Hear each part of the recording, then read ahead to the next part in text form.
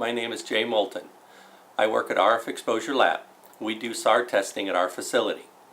We did the SAR testing on the R2L to determine how much of the SAR is reduced by applying the R2L to a cell phone.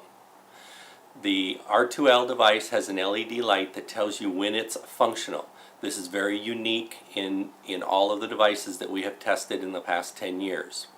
The R2L was also the very first device that we did any testing on, and was the first one that we saw that actually reduced SAR and was functional as a device.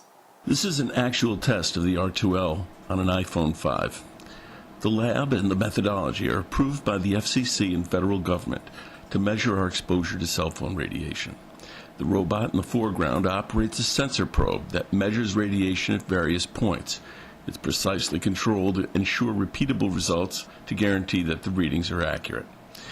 Beneath, we see an ordinary iPhone that's fully charged and turned on, and directly above it, between the phone and the sensor arm of the robot, a silicone membrane that simulates the actual size and density of the human head and brain tissue. What the machine is doing is measuring the amount of radiation emitted by the phone that is penetrating the simulated head. And as you can see, under normal circumstances, without an R2L on the iPhone 5, the sensor is showing that 1.253 watts per kilogram of cell phone radiation is absorbed at 1 gram density of brain matter, and that 0.961 watts per kilogram of cell phone radiation is absorbed at 10 grams density of brain matter, potentially dangerous amount of radiation to be exposed to day after day. Now let's see the identical demonstration with an R2L installed on the same phone. What's happening now is that much of the phone's radiation that was penetrating the head is now being absorbed by the R2L and stored as electricity.